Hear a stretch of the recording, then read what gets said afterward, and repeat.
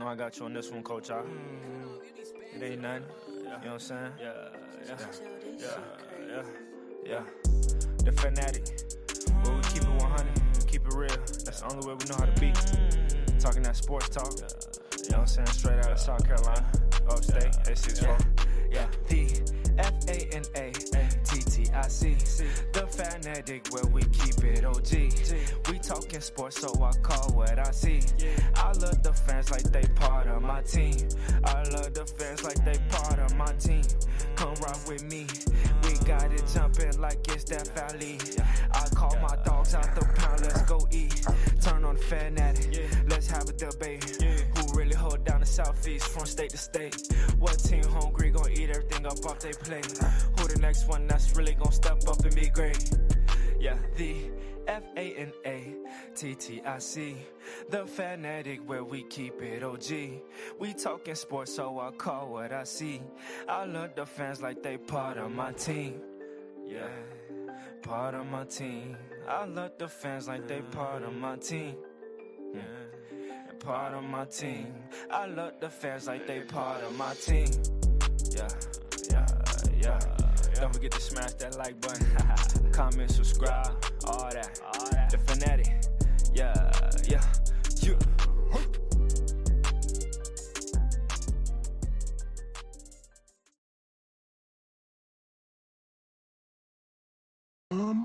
You lose some, but you live. You live to fight another day.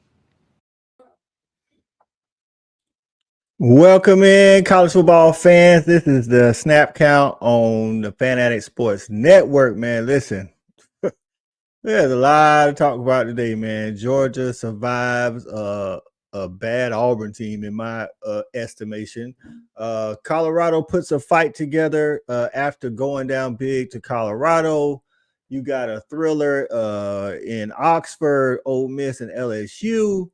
Man, it's just a lot of stuff to get into it, man. But before we do, man, if you haven't already done so, hit the like button, man. Subscribe. We talk college football all the time. Saturday Night Snap Count is college football wrap-up show we do every Saturday at 10 p.m. Eastern time, man. Y'all know how we do. We bring in different guests, things of that nature, man. And also, we talk college football all the time, man. So let's go ahead and get into it, man. I want to talk about some of the scores, right, man? So on Thursday/Friday, Louisville beat NC State 13-10 to stay undefeated. For those that are paying attention, Louisville is still undefeated in the ACC.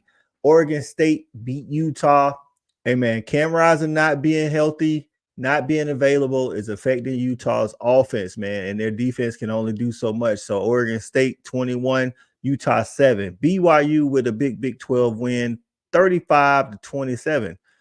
Hey, man, BYU's looking pretty good, man. We'll talk about that too. Maybe Nathan will join us today. Just a rundown of some of the scores today before we get into it. Kentucky 33 over Florida 14. Penn State wipes the floor with Northwestern after a slow start, 41-13. A&M outlast Arkansas 34-13. James Madison, people, first year in Division I, they are undefeated, 5-0, 31-23 over South Alabama. Clemson beat Syracuse 31-14 to bounce back from the loss last week to Florida State. Boston College 27-24. Baylor wakes up and comes back in a mad dash versus UCF. They were down 28-7, man, 36-35 over UCF. Baylor gets the win.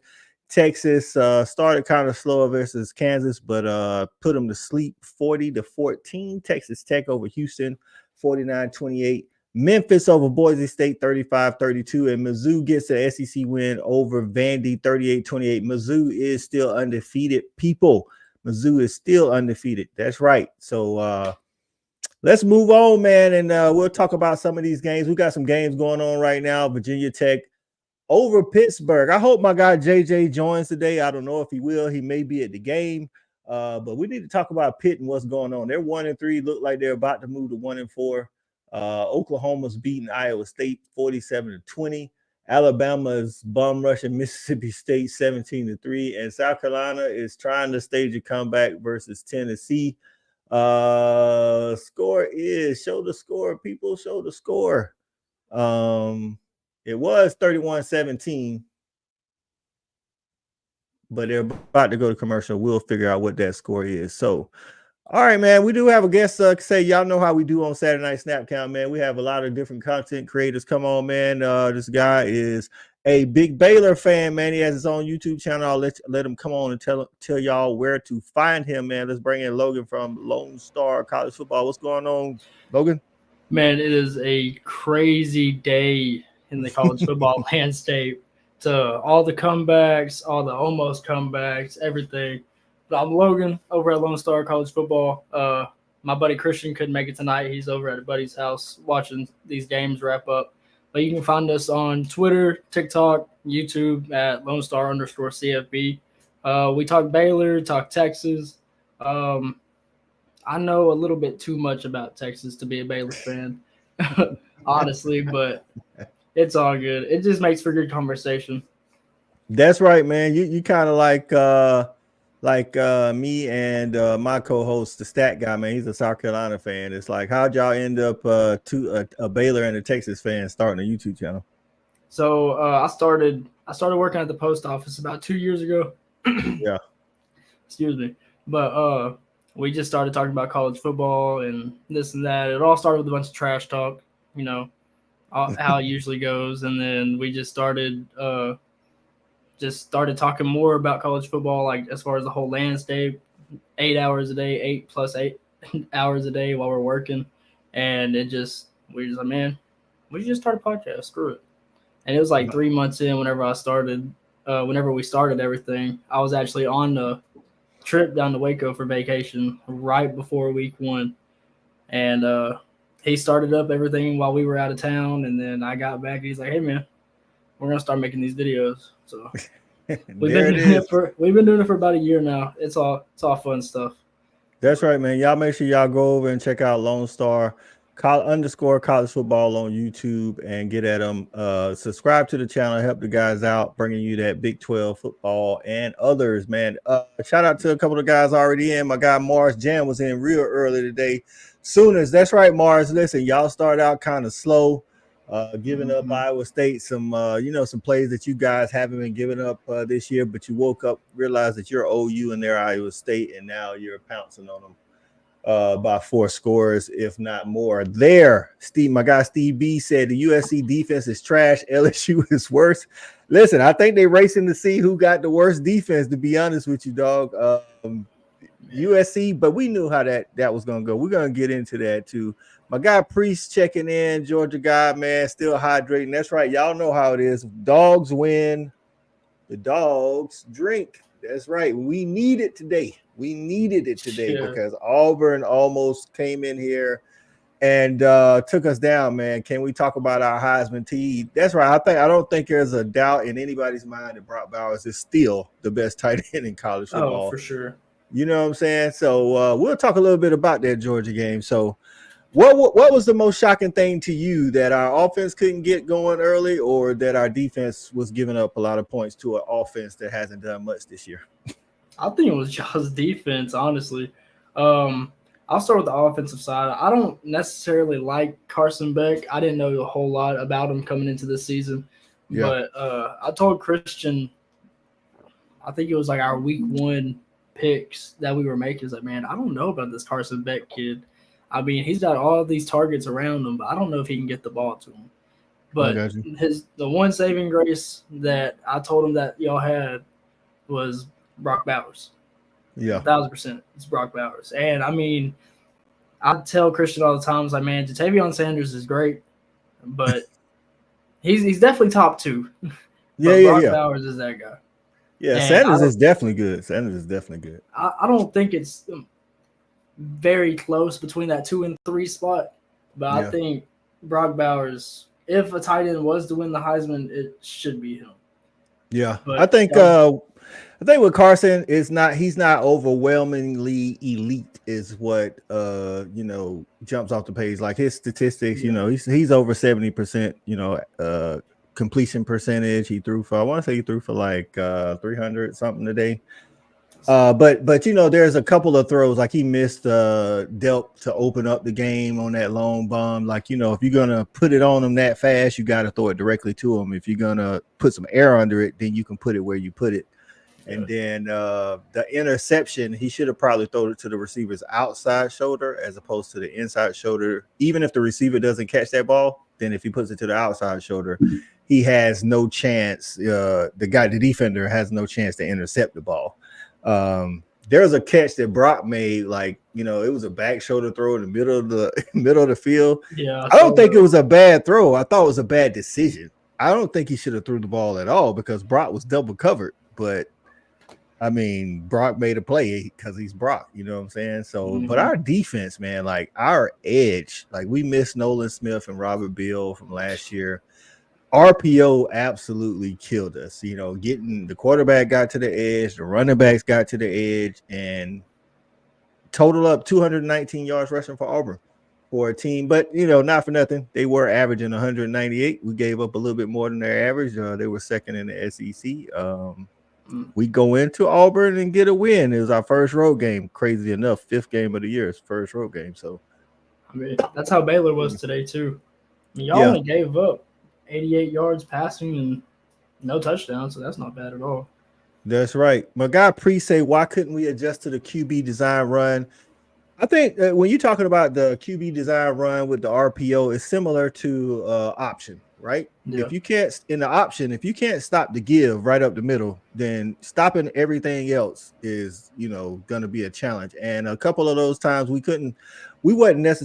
wasn't gashing us up the middle, but we wasn't creating a new line of scrimmage with our defensive front four, you know what I'm saying? So they were able to get that. And then we couldn't set the edge. There was a couple of times where, regardless of whether it's Tramel Walther, number 90, Chaz Chambliss, number 32, Marvin Jones Jr., number 7, like we didn't set the edge great. And that's what allowed them to get outside a lot. So even after half, that's right, Priest, we were giving it up, bro. We're giving it up like we're giving it up like the day walker in Las Vegas. I mean, it's just what it is, you know what I mean? So, but there it is, man. UGA outlasts Auburn.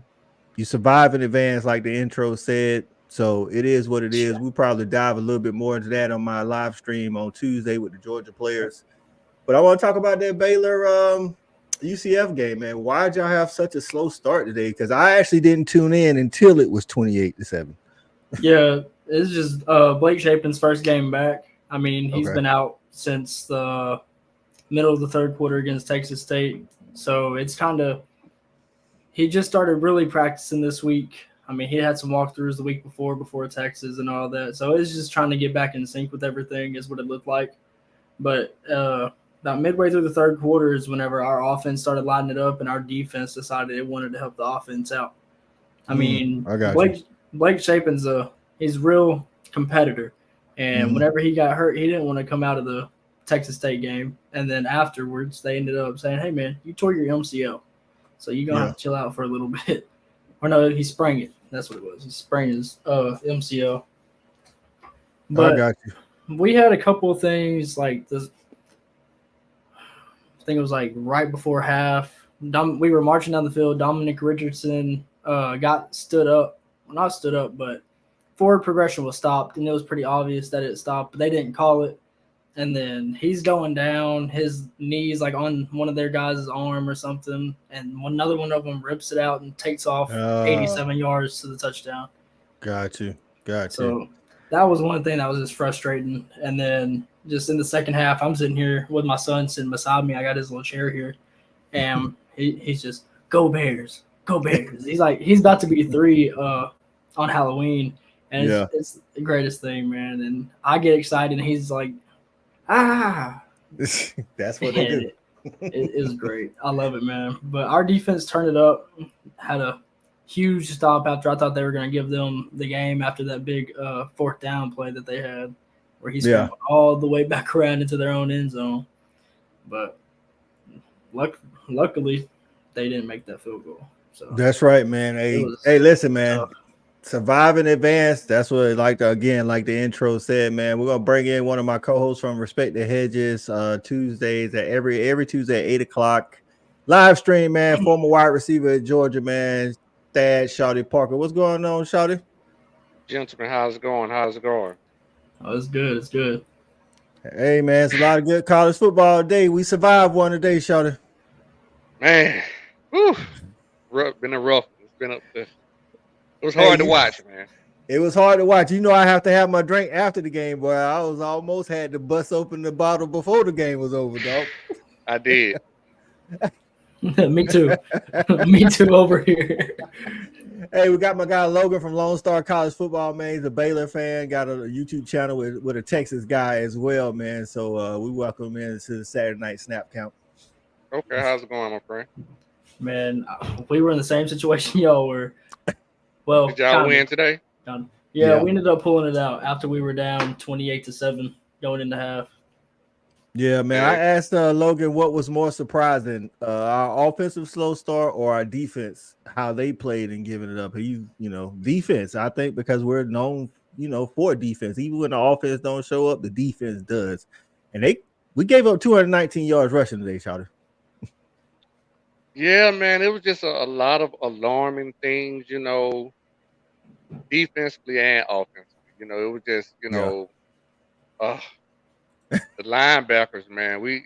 In the front itself, man, we just not good enough on either side of the ball to play the way we've been playing. That's a good point. Our offensive line and defensive line and some of that front seven, we just not where we were. Even in, like, if you compare us to like 2020 and 2019, like those teams' front sevens played a little bit better than we playing currently. Because I keep saying this right here, and it go back to the P's not adding up. Like I'm saying, as good as these people supposed to be. Yeah. It's not adding up. They're not playing like it. Yeah. I'm not saying they can't, get better. Yeah. But the film shows. Like, we don't have any disruptive players on the front seven.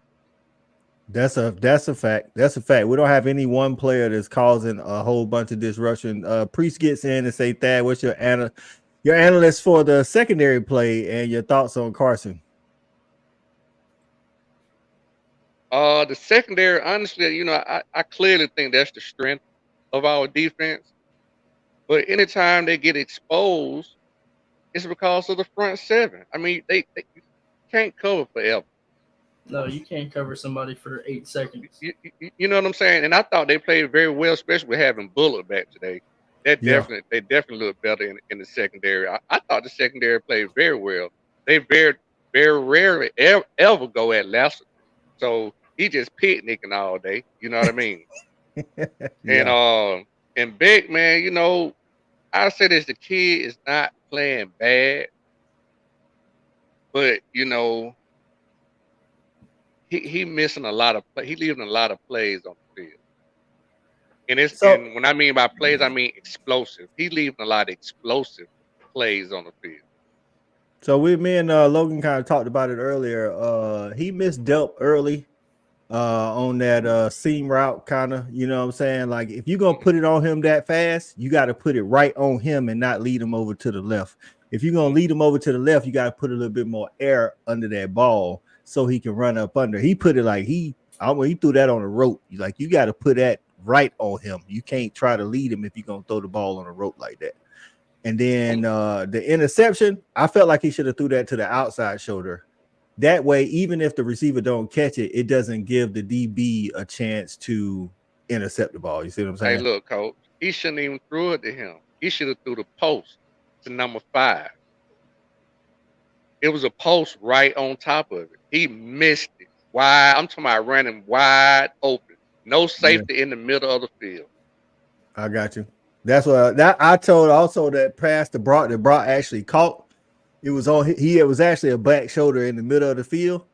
I don't think it was a bad throw. It was a bad decision. It was a bad decision. That too. Yeah, it wasn't. No, because if you lead him, then that's why I say it wasn't a bad throw. It wasn't a bad throw because you shouldn't lead him because the defender was already. He was double covered. He shouldn't have threw it at all. That's my point. Brock saved him. But Brock y'all did say y'all wanted him to go out there and risk it a little bit. I don't like that, you know what I'm saying? But hey, it is what it is. So I just think the consistent things that I just keep seeing from him that I don't like, and I keep saying it, like everything is back shouldered. Like Not it's like everything. Let's not be like well, that. I mean, Not what I'm everything. Not okay. Of everything. course, I don't mean every Well, throw, let's say that but because when people looking and they watching, they thinking that we always coming down on Carson Beck for every single throw. It's not every throw. no, It's just I say he's not playing bad. I mean, yeah, he's not. I mean, he's not playing bad at all. It's just like I say, I don't think he's missing, which he got one when we needed, is yeah, explosives. He got an explosive play from Brock Bowers to win the game. We just need more explosive plays from him. Because yeah. other than that, it just kind of looked like game management. That's true. That's true. Now, and I will say there's some plays, and Brock played out of his mind, but there was some plays that when he throws them and they don't make the play, it looks worse. Whereas there was those same plays that when Stetson threw them, they may have been bad throws too, but we made the plays and it looked better. You see what I'm saying? Like, so there was a touchdown to Brock. Brock makes amazing catches. That's the problem. He set the bar so high. He's made amazing catches. So when he doesn't make the amazing catch, it's not a fault of Brock, but the pass was bad regardless of whether or not he made the amazing catch. But with Stetson, he made those amazing plays all the time. Like on the touchdown play, it went right through his hands. The DB didn't even touch it. But it would have been a hard catch regardless of who the quarterback was. I don't fault Brock for that, and I don't fault Carson for it, but I think we're so used to Brock making that play that now we like, oh man, he shouldn't have threw that like that. No, it hit his hands. You know what I'm saying? That'd be my point that I be making. Thank you for helping me, coach. I keep saying it'd be about the players. They're just like, as good as Delp is, when Brock leaves, it's gonna be a drop off. That's true. You know what I'm Listen, saying? And that's what I mean by like the players we don't lost. You seeing the drop off now. yeah, Now they got 4 and 5 stars on their helmets and on their recruiting stuff, but the way they play, like we seeing the drop off from what we don't lost to the league. that's true. That's true.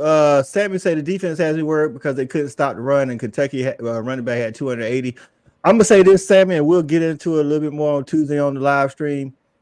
We couldn't stop the RPO. It's the difference. Kentucky runs straight at you. I'm not and Devin Leary isn't a threat in the RPO, so we don't have to worry about the quarterback pulling in and running it. When you have a guy that can run the RPO and you don't have any guy to set the edge, then you have problems stopping the run, which was the problem today. We didn't have anybody to set the edge, and the quarterback, we had to get to the point where the quarterback was pulling it. We couldn't stop him, and we couldn't stop the guy going up the middle. Now, I'm not saying the guy from Kentucky is not going to have yards. I'm just saying it's not the same style of rushing. So that necessarily doesn't actually worry me as much, when it comes to that. So, but like I said, go ahead, Logan. Another thing is on that is that Florida defense isn't good either. I mean, we saw that against Utah whenever they played against both their second and third string quarterbacks. I mean, that's a big fact right there. Florida's not the same way it used to be. Yeah, hey, Logan, I'm gonna tell you what, the way we've been playing, we just played South Carolina and Auburn. And I mean, if you've seen those teams play, they're not good teams. No. And we don't struggle with both of them. So at this point, I ain't looking past nobody no more. True. I ain't saying no. I'm not saying looking past. We're not looking past, but I'm describing the difference on why we struggle today as opposed to what Kentucky is going to try to do. Kentucky is literally just going to try to run right in. So I'm not saying it's not going to be a problem, but it's not the same as what was happening today. And we gave up 20 more yards to Auburn than their average. They're second in the SEC in 198. But you know what we used to do as a Georgia defense is hold people below their average. That's the problem. By a lot. Exactly. By a lot. Like we didn't give up teams like over 150 yards rushing. You know what I'm saying? So that's what I'm saying. Like I don't know what to expect now. I'm saying week to week, I don't know what to expect. And that's what I want to drive home to the Dog Nation before we move on to the next game is Carson Beck can play better. He can. But let's not harp on Carson Beck when the defense is playing the way it's playing. You know what I'm saying? So this is one last thing I'm gonna say. I heard a lot of the analysts talking about, the Kentucky game should be the first game we should be able to get up. Like we just been sleepwalking through the season. I don't know, but we shouldn't have been sleepwalking today. Not at Auburn. You know what I'm saying? So Auburn's a hard place to play for sure. yeah, that's what I'm saying. So you should have to get up for. I mean, you should be able to get up for that. So let's talk about this USC Colorado, man. Hey, USC seems like they have the same problem all the time. They get up big on teams, but they cannot hold that same lead the whole game when the other team has an offense. That's got. Go ahead, Logan. It just goes back to their defense not being good, just like it wasn't last year. I mean, that everybody knew that's what their struggle was going to be this year. It's like their offense is going to score, but I mean, if their defense needs to get a stop, more than likely they're not going to do it. But at the same time, Colorado is missing a whole lot of DBs. Shiloh didn't play. Travis didn't play. Cormani McLean had to make his first start. I mean, and he played good too. Yeah, he played good. They also had that freshman receiver. His name just slipped my mind. Amarian. I want to say Miller. Yeah, Miller. He played out of his mind too. It's like Colorado has the depth, but it's just kind of like a reps thing as far as getting with Shadur. I think I say his first name right. I don't know if I do or not. Shadur. Yeah, you said it right, Shadur. Because I always feel like I'm saying it wrong. It's like I don't know. No, man, I think Colorado. I figured they had the offense to put up points on SC. I thought SC would win the game. I didn't know when they were going to score the points. SC did jump out to a huge lead, but like we said, Grinch defenses are known to start giving up big plays, and I think also that secondary that played out there for Colorado in the second half, they started to figure some things out because USC couldn't move the ball as freely in that second half. And like you said, they were missing Shiloh and they were missing Travis Hunter. So that may help them that Cormani is stepping up now that Deion called him out publicly. You know what I'm saying? Yeah, I know. That's what I was telling Christian too, is like, I mean, Cormani's going to be a good player. It's just Deion said that his work ethic is trash, and that's a thing that's huge with him. And with any coach that wants their defense to play good, it's like you got to be able to go in there and know what the receivers are going to run and based off of how their feet are set up. If it's a receiver that doesn't realize that, hey, that's a key tell right there, and that's going to screw you over on a lot of plays. That's right. They got a record for blowing leads in college football. That is Lincoln Riley and Grinch's MO, dog. They will get up big on you and straight blow the lead. Thad, I know you watched that game, dog. What you thought of that game? Man, so this is what I didn't think. So this is what the first thing I'm gonna say. I'm gonna give the offensive coordinator kudos. It looked like he watched the podcast from the other night because he really tried to attempt to run the ball. He did. You know what I'm saying? He really did for the first time try to attempt the ball, and he really should have stayed with it a little bit more. You know what I'm saying? But with that also being said, his game and clock management from the 4 minutes on throughout the game is horrible. Horrible. Man, you had no time out. You should have been in a 4-minute offense trying to get the ball back. At least make them run offense. Either way it go, even if you decide you want to do the kickoff on the onside anyway, don't matter what. Still do it as much time on the clock, so they gotta run some plays to try to get the ball back. So it just made no sense, man. Yeah, 2-point conversion made no sense when they was chasing points. Why were you chasing points at that early in the game? After that, you kicking field goal. Like it makes I'm like, y'all down, like y'all score, you kick a regular extra point, that means you're down 20. That means if you score 3 times and don't let them score, you win by 1. Why are you going for a 2-point conversion? Because even if you go down 19, now the next 2 touchdowns, you have to go for 2. Like, what are we doing here? And then you seen when I sent you the shot, I think whatever, the third quarter, maybe 8 minutes left. They was in trips. Right. Uh-huh. Man, they ran it into the box. Ran into a stack box. I'm talking about a stack box on 3rd and what is it, like maybe 2 or I forgot what it was or something. Man, you could have ran anything you wanted at the bottom of the screen, man. For 5, anything, because they were outnumbered. So once again, just bad. I don't want to call it bad coaching because bad play calling it was. I don't care what you say. Definitely, man. And I think Colorado had a shot in the second half to win that game. And I mean, think if we they all didn't use, go ahead, Logan. if they didn't use their last time out with like 6.5 minutes left, they might have had a shot. That's the Listen, problem. That clock management. anytime Colorado play somebody, this is what I keep saying. You remember me saying it from the first week. The best chance they got is Coach Kelly from Colorado.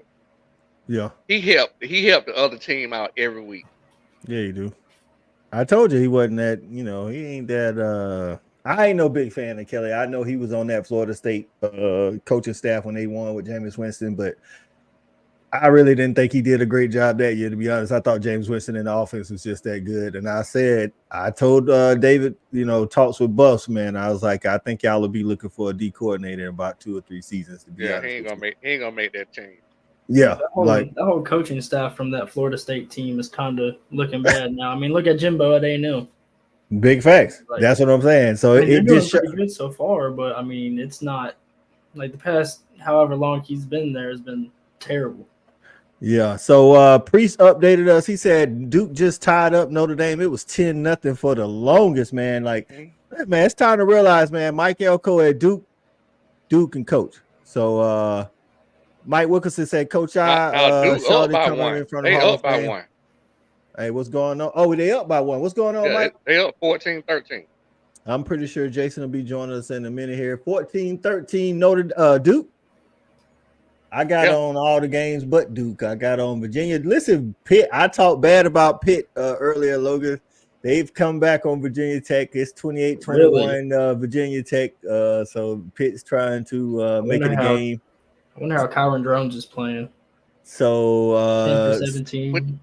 Would it be 3 losses in a row for Pitt? Bruh, if they lose, yeah. Mm-hmm. they currently 1-3.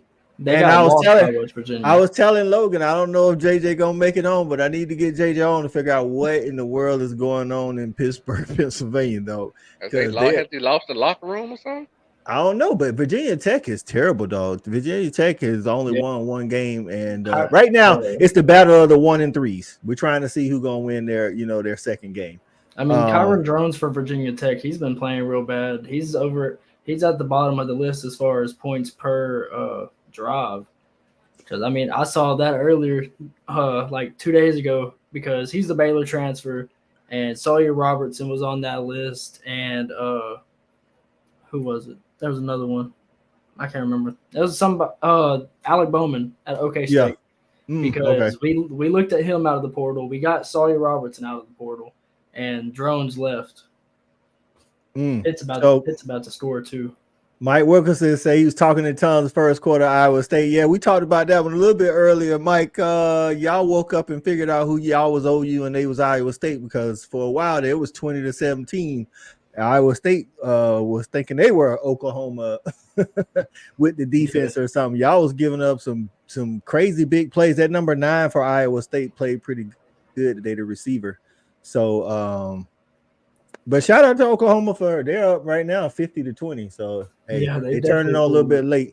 South Carolina 17, Tennessee 34. Tennessee's on defense right now. So Coach, ain't this the time for the 12? It would be the perfect year for the 12-team playoffs. Listen, man, if the 12-team playoffs was this year, you talking about one of the best things in sports, bro, because I'm talking about, I don't know if you would know for sure who's going to win any game in any round. No. And that's what you want from the playoffs. Mm-hmm. We got that dub, Mike. It was touch and go. Hey, I almost pulled out a drink before the end of the game. I like to have a victory drink, but they was trying to drive me to drink early. To a bad Auburn team, nonetheless. I mean, I get that they were 3-1, but we watch Auburn play. Auburn's bad. There you go. You know what I'm saying? Steve G say for the Oklahoma second half. They threw the ball 6 times in the first half. Bruh. You remember a couple of years ago when Florida beat us with whoever was playing quarterback. I want to say Emory Jones or somebody, and they only threw the ball 6 times the whole game. It was like in 20, 15. I don't know what it was. It was crazy, dog. I'm like, come on now. Steve B say, why is Iowa State calling timeouts down 30 with 1 minute left, man? Why do coaches do that, dog? Are they It's because Matt Campbell. He knows that he should have left that place like 3 years ago whenever he lost Brock Purdy and Breece Hall. Like, just let the clock them, run out, man. Just let the clock run out. Hey, I don't want to switch gears or something. I really meant to bring this up when we talking about Colorado. And I don't want to insinuate anything. I just want to throw it out there. Because the way they were scoring, do you think going for two had anything to do with covering? Well, the thing is, though, Shawty, Speaking of Iowa State, hold on. Because the spread was 21, right? I know, right? All right, Logan, the gambling scandal. The spread was 21 and a half from last time I checked it. So right, so to that point. But this is what I'm saying, though. If they kick the extra point and they down 21, they still cover. You see what I'm saying? Because the spread was 21 and a half. They covered the spread if they kick the extra point. Too, but when they would have had to score 22 points to win. They had to go by 22 to cover, though. Well, USC would have, but Colorado was the one to cover. Right, no, from Colorado's end, the spread is 21 and a half. As long as they lose by 21 or less, they cover. So that's what I'm saying. Like, you got the betting odds in your favor. You got the game in your favor. I'm like, what are we doing here? So, my guy Maurice Dickinson in the house. What's going on, Maurice? He said Bobo got to go. He has dead offense. It seems Mark Richt days without Todd Gurley, 2 bills. Shorty, come with your excuses for Bobo. Let's talk about it. All right. Let's jump back to. He said, "Come with your excuse." All right, Shawty. I'm gonna let you know we're gonna get into it, like really get into it on Tuesday, but give him a brief answer on what you think about Bobo play calling today. I mean, we kind of already touched on it earlier. We had a chance, and we talked about, basically at least 2 big plays, 3 big plays he missed that could have been, explosive plays, but possibly all touchdowns. So I mean, I mean, I don't see any problem with the offensive play calling. Right now, it's more about execute. Only play calls I had a problem with, to be honest with you, is when it's a minute. We get the ball, we got a minute 18, 3 timeouts right before halftime. We run the ball, then we throw the ball, then we run the ball. Like, we're not like after we had the incompletion and we didn't gain any yards on first down. It looks like we're like, okay, we're just taking it into the half. But then the mindset changes when Auburn got the ball and it's 13 seconds and we burn a timeout. I'm like, it's 13 seconds. What are we going? We haven't looked good on offense all half. Why are we burning time? I mean, I get you can't take the timeouts with you into the second half, but I'm like, just let the clock run out. What are we doing? Well, like, to the coach's credit, I will say, like, when you in that situation when you got like a minute and 38 seconds left, what you're really trying to do is you really just trying to hit one explosive play. Like, if you don't get one explosive play on first or second down, at that point you really got to have 2 runs anyway just to burn the clock and try not to get in the ball back. You know what I'm saying? We couldn't hit that on the first and second down play, so I kind of understood that from a play calling standpoint. Well, I know that, but this is the thing though. Everybody knows we're gonna run the ball in those situations on first down. Everybody, like, I know it. Like, we're gonna run the ball on first down because we want to see how many yards we get. If he gets a first down, then we go ahead and try to score. If we don't, then like you said, on second down, you try to get it explosive. I'm talking about the overall play calling, not just him, but Will Muschamp and Glenn Schumann. 13 seconds. We ain't been good on offense. Why burn a timeout? Just let the clock run. Let's get out of the half and come into the second, because that actually enabled them to have a chance to get more yards and try to score again. I'm like, what are we doing? Like, all right, we didn't move the ball with a minute 18. We ain't gonna move the ball with 13 seconds.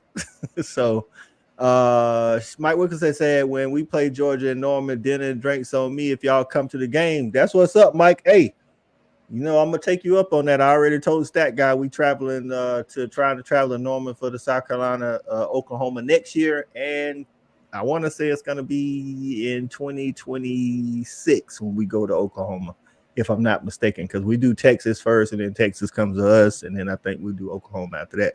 But shout out to Mike Wilkinson for the open invitation. SEC West is wide open, like anyone can win it. Hey, there might not have been a truer statement typed up today. Listen, man, right now Alabama is up. Aren't they up like 14-7 or 21-7 or something on 24-10, 51 seconds left in the half. in the half? There it is. Okay. You can say that about the East too. Yeah, but the difference is everybody in the West done took a loss. Yeah. Missouri, Kentucky, and Georgia are all still undefeated in the East. But you're right. I mean, to that same point. Wide open, you know. Next game, I'm gonna say like this. Next week we play Kentucky at home. That right there is gonna tell you who's gonna win the East. And it shouldn't come down to that, but that's what it is. If we beat Kentucky, we technically will be up 2 games on them. We already up like Tennessee. I'm assuming gonna hold on to this game, but they already got an SEC loss. Florida has an SEC loss. So it's still in our hands, and it's sad that we have to be talking like this. Hey, it is what it is, dog. I got a question for you. All right. So, do y'all think that y'all should still be number 1 right now, just based off of how y'all been playing? I didn't think we should have been number 1 last week, Logan. I thought Washington should be number 1, to be honest. I know Washington is like number 5, 4 or 5 or whatever. They're 7 right now. Yeah, I think they should be number 1 because in my estimation, they're the only team that hasn't had a quarter where they struggled. You know what I'm saying? Like I get like somebody said Cal, like I know USC fans say Cal's, racked up 500 yards of offense. I don't care about your yardage. What I care about is that Washington was up 45-12 at halftime on Cal. What you're doing after that is you just throwing the ball all around trying to come back. Everybody else, you can go down the list. It doesn't matter who it is, undefeated, not undefeated. Everybody else has had a quarter, if not more, that they struggle other than Washington. So I think Washington should be number 1. And then maybe behind them, and maybe I think we will see some movement. Me and Shawty and some of the fellows was kind of talking about it in our group chat. I think we will see some movement this week. And we was going to get to this, but we can go ahead and talk about it. Like, if I was going top 4 right now, I'd go Washington, Florida State, Georgia, Michigan. Probably. Even after Florida State struggled with Boston College? Hey, yeah, I wouldn't have Florida State up. Because the reason why is because they was up by like 3 scores, and you're right. Boston College didn't make a mad dash for it. It was a lot of turnovers in that game, but because I figure like everybody struggled. I mean, if that's the case, then we could look at Ohio State, struggling. I want to say it was Indiana or something like that. That's what I'm saying. So if we said that Ohio State ain't in the top 4 though. Currently they are, aren't they? They're like 6. Yeah. Okay, so Michigan. What about Michigan? Michigan 2, right? They're number 2. Yeah. So and then Texas. So that's what I'm saying. So Michigan has struggled. Florida State's number 4. Yeah, Texas struggled against Rice there for a minute, and so what I'm saying is, if I'm putting Washington at 1 because they haven't struggled at all, regardless of the schedule, and I'm saying everybody else has struggled, that evens them out on the struggle list. Now I'm going to wins, and tell me what other team in that top 4 or 5 range has better wins than LSU and at Clemson. That's why I would put Florida State number 2. You see what I'm saying? Like, even though like LSU lost, I mean that's hurting their case. But I mean, I'm looking at Michigan. Their schedule is as easy as ours. I mean, I don't know which one you put priority over the other, just for the sake of arguing. I mean, if you look at it like that, you ought to have Florida State R1 because they got the best 2 wins of anybody in the top 5. That's true, but like I said, my first priority was who struggled. And Washington, to me, is the only team that hasn't struggled. You know what I'm saying?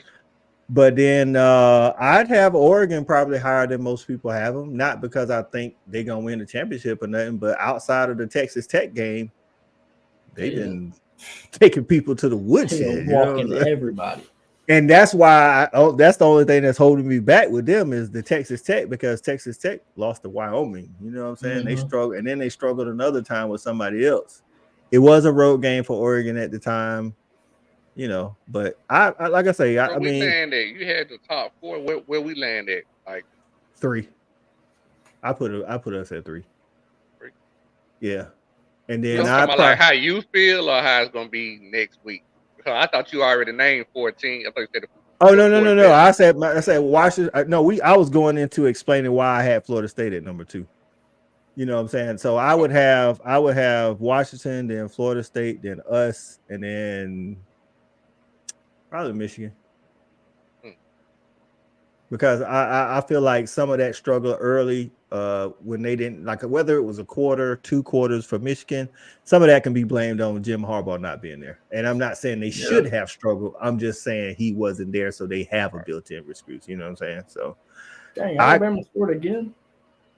It's 31-10 going in half. And then, you know, my next 2 would be USC and Oregon. I probably have Oregon in front of USC. I can see that. I wouldn't argue with it. I mean, I wouldn't argue with either one of those 2 being in the top 4, to be honest with you. Yeah, USC, man, they defense they're gonna probably cost them those big games, especially with the way their schedule gonna get. Yeah. Toward the back end, man. All right. Man, how about the Pac-12? Shout out the best conference. Oh yeah. Now? For sure. I actually said that, you know, and I know a couple people, my guy Jason and them was looking at me crazy when I said it was probably going to be the most competitive conference this year.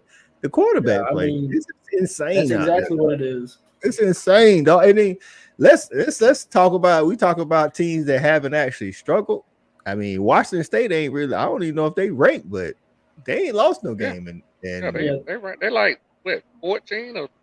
Oh, well, I know they wasn't. They wasn't ranked, and then I think they, you know, once they beat in the beginning, they was. Yeah, but like they looked as good as, you know, a lot of these teams, you know, especially on offense. So, Maurice says we need wide receivers like Shawty can take a hitch and go to this. It's true that Brian McClendon not getting the job done. I do not want to hear about NIL. We need fresh blood. The Washington State 16.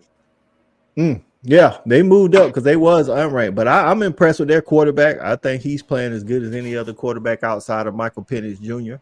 Both like, you know. So I mean, I like him last year. Shawty, who would you say the top 4 is right now, in your opinion, not who you think is going to be top 4? Oh, so you want me to name my top 4 in my opinion, or in your opinion? Yeah, okay, not yeah. I'm kind of very close to kind of like you had, like, you know, just from the eye test, man. Washington to me would be number 1. Then I'm probably gonna go with Michigan. You know, I still think they've been pretty dominant. I like how physical, you know, they are at the end of the day. They so physical. Yeah, I ain't mad at that. Yeah, their offensive line really like this line. Bananas, bro. It's not even close either. Right. So I'll probably go Michigan, number 2. Then number 3, I probably would go. While you thinking about that, South Carolina scored is 34-20 Tennessee with 6 minutes and 22 seconds to go. I would probably go 3. I would go Texas. And I got you. 4, I would probably go. I guess I would go Florida State. Sure. All right, so you got Washington, Michigan, Texas, Florida State. I got you. I ain't mad at none of that. Logan, if it was based on you, not what's currently in the polls, who would you say the top 4 teams are right now? I think I'm gonna stick with y'all at Washington at 1, just based off how they're beating people and how they look on both sides of the ball. I would have probably Michigan to probably put y'all at 4, and probably keep Texas at 3 at the moment. Yeah, I like that too. I have us right at 5. I can see either one. I think y'all are still a top 5 team. I just kind of I'm questioning now just the number 1 spot. Yeah, and why Washington isn't. I mean, I haven't looked at their schedule either to see what they played. Well, they ain't played. That's what I'm saying. So Washington's schedule hasn't been super hard, but like I said, when I refer to them not struggling, we struggle with Auburn. Auburn's not good. You know what I'm saying? Texas struggled in the first quarter and a half with Wyoming. They're not good. You know what I'm saying? Like, when it comes to even when you play in the cupcakes, like the only team that I feel like right now on a neutral field, Washington can outscore anybody. Right. They doing what they supposed to do. They being so ass. no matter who it is. It don't matter. That's what I'm saying. So, like on a neutral field right now, if the championship was next week and Washington was to play anybody in the nation, I think they win it. Yeah, they're up They 14-0 out right there. now on Arizona. Yeah, that's what I'm. It gets ugly fast too, and then you'll see a lot of teams score some points, behind the scenes after it's like out of reach. But whether it be USC, whether it be Texas, Michigan, I feel like might be able to slow the game down on them. But at the end of the day, I just feel like they got too much octane on offense, dog. Hey, how about Utah losing, man? Well, yeah, man. I talked about the score, but yeah, listen. Utah needs Cam Rising, and I don't know if they're gonna get Cam Rising, because if you think about this thing logically, Cam Rising wants an NFL future. Game 6 is next week, and he's still questionable for Game 6, and then they get a bye week.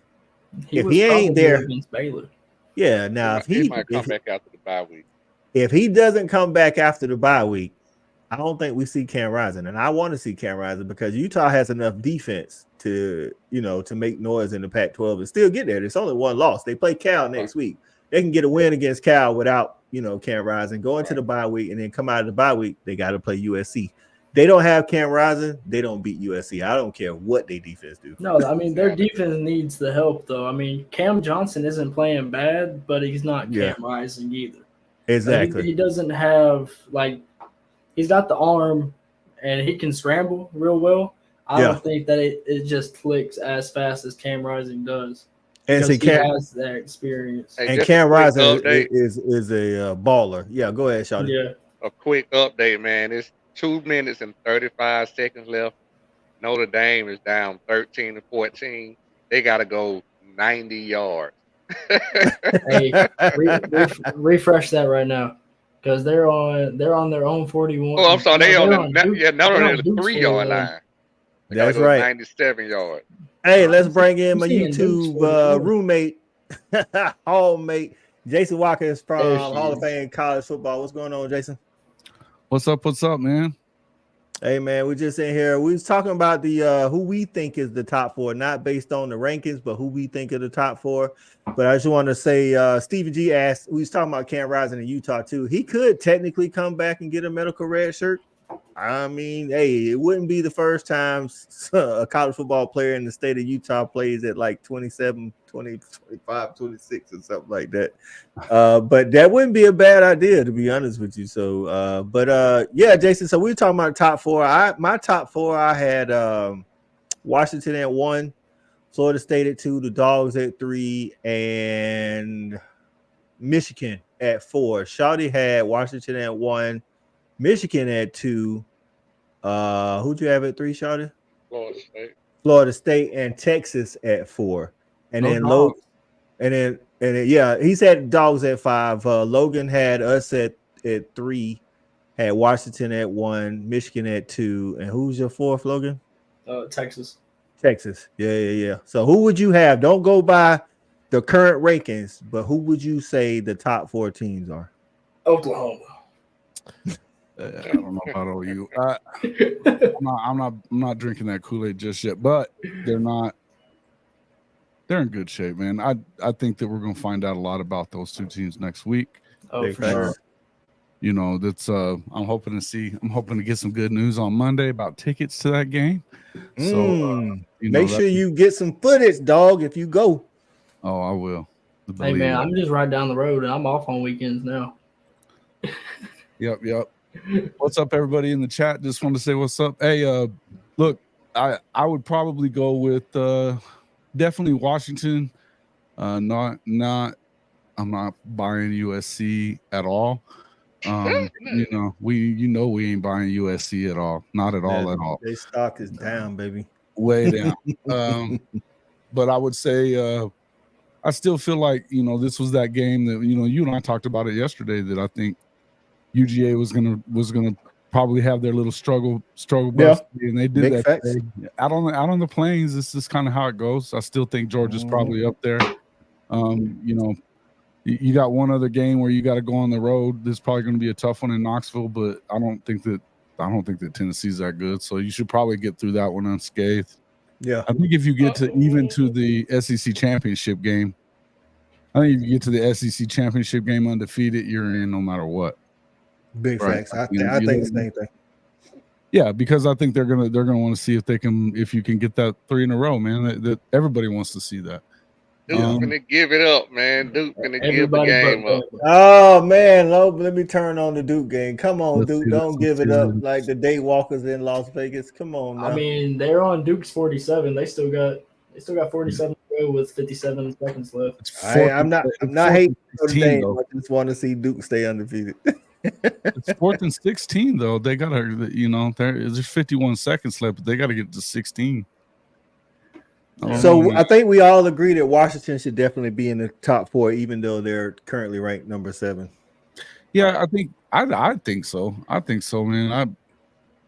I just, like I say, regardless of the schedule, they're the only ones that's like handling business from the time kick the ball off, until the game's in hand and can't even be, questioned. I mean, they dog walked Michigan State, who we know is down, but it was at Michigan State at the same time. And it was early. They finished the game early. You know what I'm saying? Like it ended up being 41-7. I mean, it's but like what Steve B's saying, man, they're playing backup quarterbacks every week. Well, no, that's Texas. That's Texas. Oh, We're talking about Washington. Yeah. We're talking about Washington. Oh, Washington. So Steve B wants to know, is Texas really good or a product of playing backup quarterbacks the last 3 weeks, or both?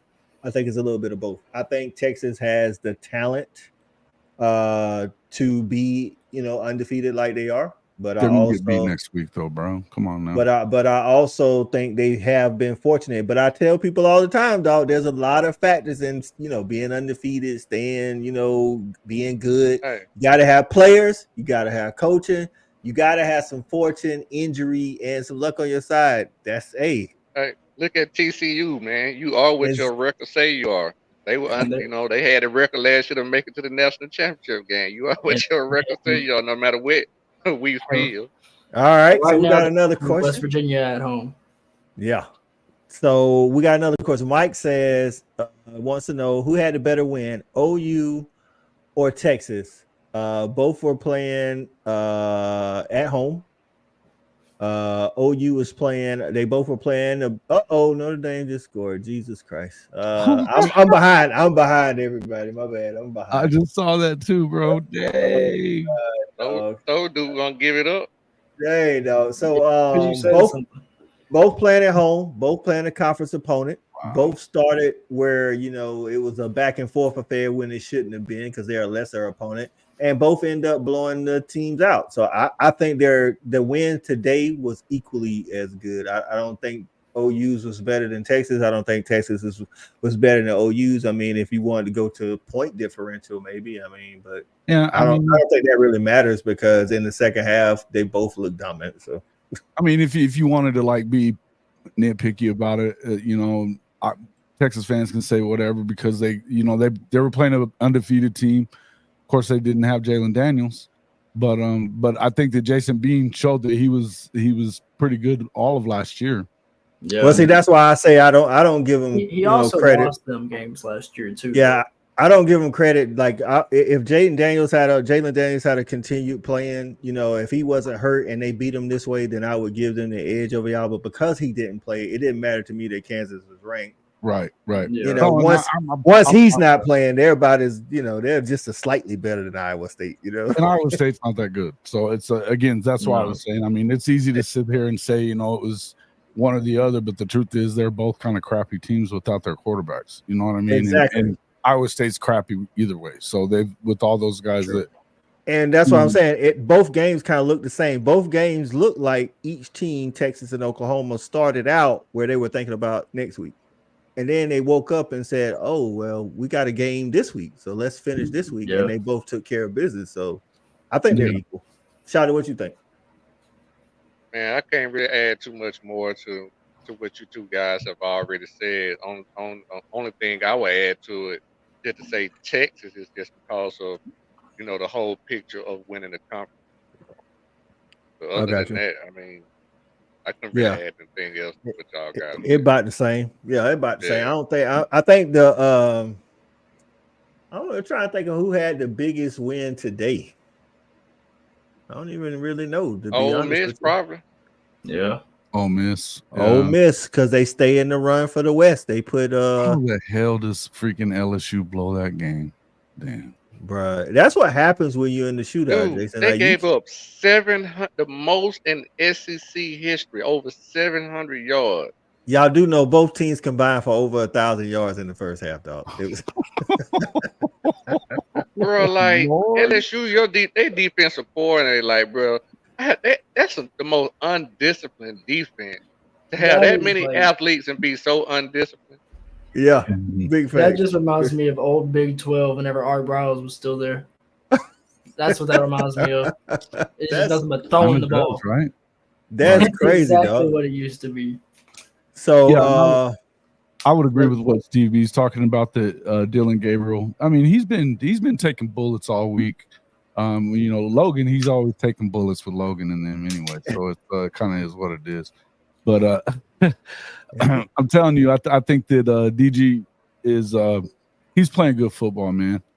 You know, he's in the top 5 in a lot of categories. I know that, you know, and this is more at OU fans than it is at anybody else. Is that you know, they've been giving him hell for forever, really.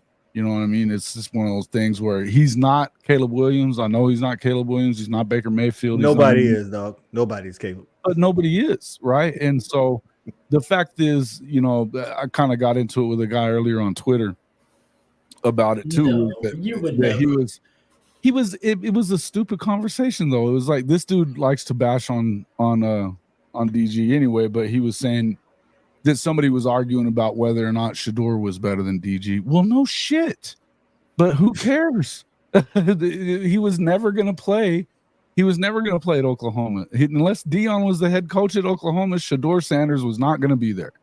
You know, so what the hell? He wasn't even like in the top. I mean, OU wasn't even in the top 10 for Shedeur. You know what I'm saying? So not Arizona, Washington, 14-7. Who up? Yeah, Washington. Just saying, we talking about they ain't never, you know. Well, if Arizona scores again before Washington scores, I'll say they're struggling. LSU did snatch the defeat out of the jaws. That's right. They snatched defeat out of the jaws of victory. You're right, Mike. That's crazy, man. But USC defense is what Steve B said. and I'm gonna tell you what, Daniels was dropping some dime. Bro, Daniels is good, dog. Like, he's a true dual threat quarterback. Yeah, like he can legit pass the ball really elitely, and he can run at an elite level as well. Yeah, so I don't know, man. I think that secondary, I think Shawty, you might have said it earlier. That secondary is like they're gonna cost somebody a job or something at the end of the year if they can't get it together. So this is what I'm getting at, like, and this is what I be talking about when I be talking about the right fit. And I know they do this. I know they have practice, but they have pretty much game scrimmages, and they have refs out there. Yep. Ain't no way you should be getting this many penalties playing defense when you practice this every week. Okay. Like, maybe you gotta have some kind of standard, bro. Yeah. I don't know. Maybe some people it's that Saturday Night Lights type deal. They just can't get it done. I don't know. But I do want to ask a panel a question, man. Like, we get that Grinch ain't a good coordinator, man. But what is it about his defenses that he cannot stop people? Because if we just take away him and look at individual players on USC defense, they got some players. Yeah. A lot of it has to do with just the way that there's just no discipline in any of it. It's because they're not assigned anything real. I don't know. You've got some certain rules, I think, on the back end. But as far as the rest of it goes, you don't have to have any kind of disciplines or any gap discipline, things like that. Yeah. It's simply, it's what it's called speed D. They just want to get to where they're supposed to get to or like get to the ball. And I think when you do that, and you don't have any particular assignment for linebackers, even your edge guys, stuff like that, it kind of ends up getting you in a lot of trouble. And I mean, we saw again because Because think about this, guys. Yeah. USC is literally, after today, they were tied for number 1. Now they're tied for number 2 in Power 5 in sacks. Yeah. But in pass defense, they're in the bottom third. It's the same as last year. Conversely, Georgia is not very good at sacking the quarterback. Right. But yet our pass defense is in the top third. If like that's what I'm saying. So like if we had the pass rush that they had and getting sacks, like something there's a miscommunication or something, because I mean before they getting sacks because they making teams have to play from behind, so they get to pin their ears back. You know what I'm saying? There you go. And this is what I keep remember me.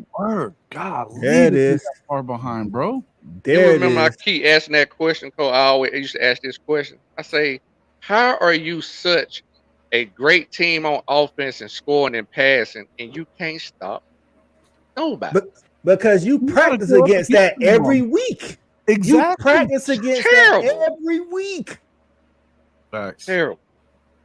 That's crazy, dog. I just terrible. don't understand. See, like at when Lincoln was at OU, we know he got a whole bunch of offensive players. I don't think he made much effort to recruit elite defensive players. So then you could be like, oh well, he doesn't make an effort to recruit elite defensive players. But in the transfer portal, they have come across some elite defensive players. Get it, bro. You practice against this offense. You practice against the best offense.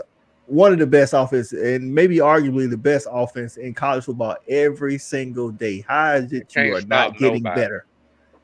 Can't stop a running damn nose, man. It's ridiculous. I don't understand that, man. I don't understand it. I don't know, dog. It's just Logan, bad, bro. you got something? Can you figure it out, dog? Why is I'm over here trying to figure stuff out. I can't, man. It's just they have to be just throwing defense out the window, and in practice just doing nothing but emphasizing offense, trying to get Caleb another Heisman. Or so something. Benjamin and Cisco say some of the former OU players said that Grinch only had 4 plays in the playbook. That ain't great. Yeah. But listen, if you only got 4 plays, you supposed to play that shit well. Should be that hard, right? Should be that hard. Yeah. Right, you know what I'm saying? You're supposed to be playing that very, very well. I mean, you can disguise it all kind of ways and just still play it awesome. Well, that makes it really similar to Lincoln's offense. His play sheet is like the size of an index card. So it's kind of the same shit. Which is why you got the playmakers to do that, though. Yeah, right. That's what I'm saying. Like Stephen G say he can recruit the offense. That's what we're saying. But at USC currently, if you look at their like front 7, they have guys that came from other schools that actually were good. But they, that's what Solomon Byrd is good. Listen, I didn't want him to leave, but what's his name? Bear Alexander is good. There's another guy on that front line. He's good. Individually, they are good. Mm-hmm. But when you watch them as a unit, they couldn't stop us with 7 guys down the street. Who's that Texas A&M defensive back they got too? What's his name? He was a stud. 5-star. And Bullock, their safety is one of the best safeties in the nation. Mm-hmm. And that's what I'm saying. Like Shawty hit it on it. That's why they're leading statistically in sacks, because their offense is so good they make you play from behind. And then, now they can just pin their ears back because they know you won't run the ball. You know what I mean? So I don't get it. You can't practice against. I can't practice against the best offense in college football, or one of them, and then come out and be this way every. Can't stop nobody. It don't make no sense. Facts. No, think about it too. I mean, if it hadn't been for this, was one of the worst called games I've seen from Sean Lewis. Period. Especially whenever it was down to crunch time. Listen, man, I've been singing this dude. I've been singing this dude praises, and he making me look bad, bro. There was no urgency whatsoever on those last 2 drives. Unbelievable. Shawty talked about that last 4 minutes. Mm-hmm. That last 4 minutes. They had no timeout.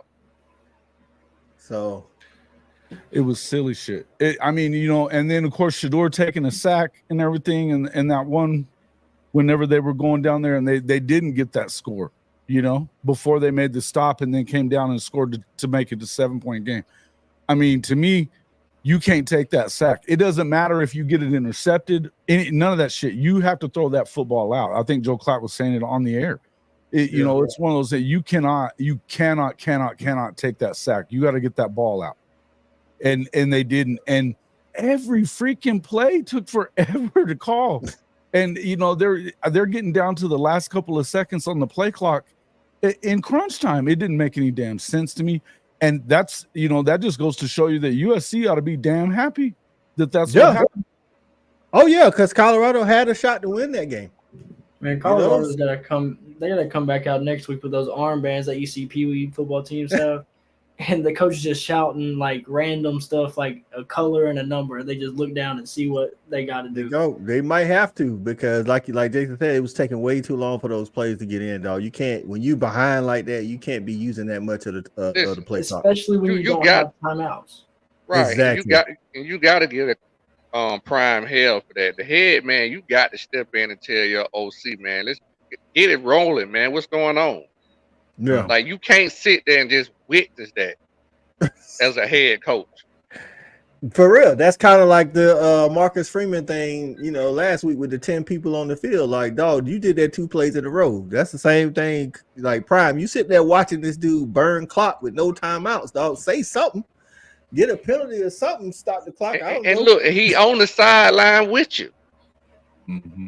They offense, you're right. Their offense coordinator do call the plays from the sideline, unlike most up in the booth. But they put up a good fight. But that was a fight they had a good chance to win at the end, and it was some bad clock management there. You know, and that's what I was getting at. Is that I'm not even hating on Colorado so much, other than, you know, you better be glad if you're SC. You know what I mean? Because they shouldn't have been in the game with you at that point. They should not have been in the game with you at that point. You can't stop a damn nosebleed, like Wilkerson said in there. You know, you can't stop a nosebleed. All right, so let's get some score updates, man. Hey, West Virginia 24, TCU 21. This is the battle of the one-loss teams, man, in the Big 12. One of these teams is going to move to 4-1. I'm gonna be honest with you. I didn't think West Virginia would be, 3-1 at this point. To be honest with you, they do have a really good running back. CJ Donaldson's like a 6'3", 225-pound tight end that they have back there. He like Derrick Henry. You know what I'm saying? No, he got recruited out of high school as a tight end defensive end. They giving it to him too, so he's doing that. Clemson gets the win at Syracuse today. Well, that one looked like it wasn't going to go down too. Bruh, it looked like Syracuse. Syracuse is doing some dumb stuff as well. It's like a lot of these teams. Yeah, they got a good quarterback, and they had a wide receiver number 5. I don't know what his name is. If he's like 6'5", he was catching a lot of contested passes. Shout out to my guy Tyler Brown, Brown Lee, my guy, his dad. He had 8 catches for like 161. Local kid here in South Carolina. But Syracuse, I don't know. It's like, I guess it's a separation where, this is what's the difference between this coaching staff and these players. And I mean, I like Dino Babers, but it's like they can't do it in a big moment. You know what I mean? Steve B says it's Hunter and Shiloh and Slusher play maybe Colorado wins. We don't know. That's exactly what I said earlier. Yeah, I mean, because I'm gonna tell you what, Colorado, they can't stop a lot. But what I wouldn't do once all those guys are healthy, now that they're getting Kamani McLean in the fold, is throw on them, because Kamani McLean now USC didn't have their most explosive player on offense either now. Who? Number 1, the little true freshman. Zachariah Brandt. He didn't play either. But that's the difference is when you got Travis Hunter, they ain't got as many as USC got. You feel me? Like USC got guys upon guys upon guys. So when you really lose one, are you really losing one? But I get what you're saying. He's their special teams guy, really. Like, he's a good wide receiver. They weren't running the football though much either. And you have to put that part on Lincoln too. I said that before the game. If they really wanted to kill teams, when they get up, get a ball to Marshawn Lloyd. Like, this dude is averaging 10 yards a carry. Not even get up, just incorporate it in the offense.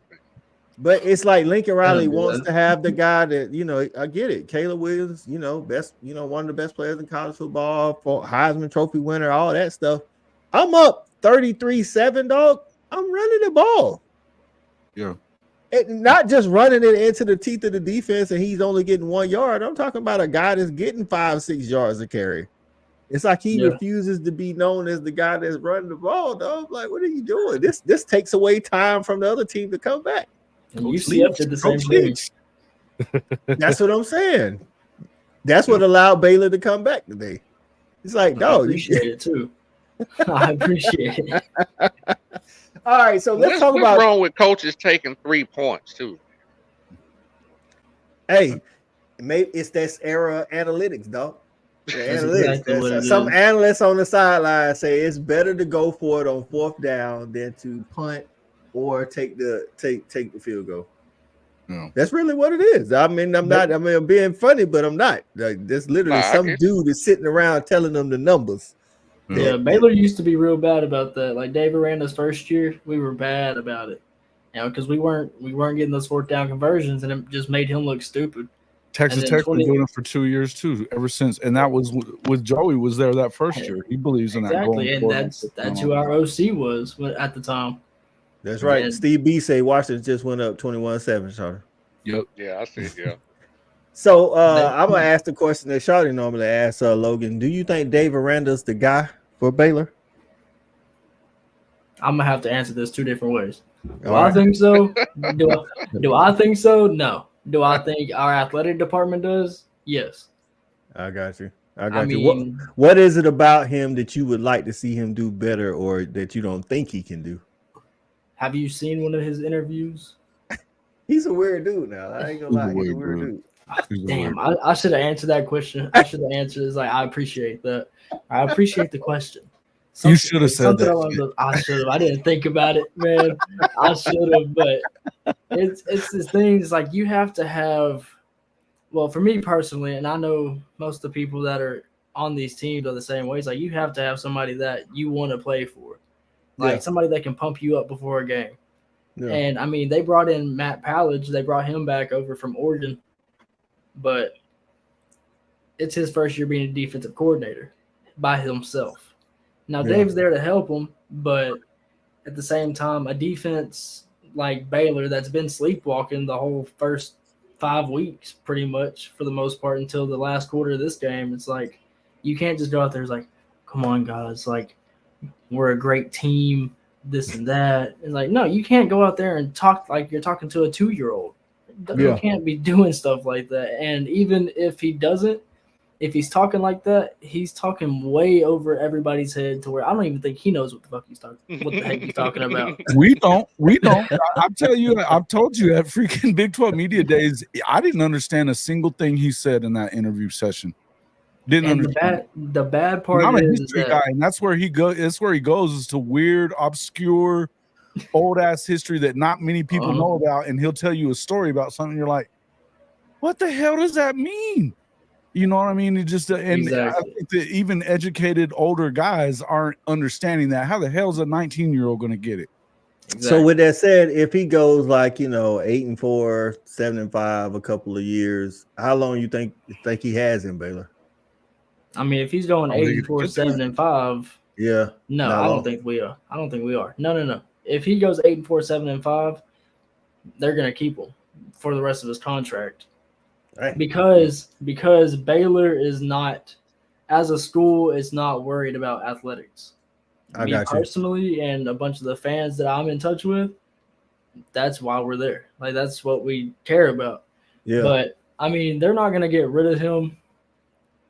From what I think, I don't think Mack Rhodes is gonna fire him, regardless of what happens. I mean, look at Scott Drew. Scott Drew didn't do anything with the basketball program from 2002 up until. That's true. 2017. Because Mack Rhodes wanted to trust it and wanted to trust it. Now, I mean, I'm glad that he did, but it took 20-something years for him to start doing something. I don't want to have to go through that, what it looks like we're about to go through on the football side of it. I hope somebody from Okie Light is listening to this and they keep Mike Gundy around some more. Well, that's what lives. Me and Charlotte are always having this conversation. And I always say there's some, and we both pretty much agree, though. Like, you shouldn't want to be like you should be like, hey, if they can do it, I can do it. Like, you don't want to be the bottom of the barrel or mid-tier or whatever. It's like, if they can do it, we can do it. But then we also say some schools, academics takes priority The higher ups don't really care as long as you run a clean program, and they just don't really care about those things, And at the end of the day. That's another thing with Baylor. It's like, as long as you keep this team out of trouble, keep us off of ESPN and all these other big headlines, it's fine. Right. Ever since all that stuff with our brows that I don't necessarily would like to talk about too much because I have a different opinion than a lot of people do, they're gonna keep you around. Yeah. Like we're 2 years removed from a Big 12 championship. Yeah. That we won by an inch, but at the same time, it's only been 2 years. Hey, you won. True. Yeah. And that's the thing is that you start thinking about it. They've won multiple Big 12 championships with multiple coaches. Yep. Since all this stuff started, I think in the past 6 years, off the top of my head, I think we're like 3-4 in Big 12 championship games with a loss to Oklahoma. And I want to say 2019. And then the year after that, we sucked for the coach. So Mike Wilkerson says, Logan, he wants to know who your choice for head coach would be. Like realistic choice, somebody that might be at the end of their tenure at their current school or something, an up and comer or something like that. But I don't know how to answer this one. Go ahead, Logan. Okay, so now there's one that I want that I'm pretty sure is untouchable, and that would be Lance Leipold.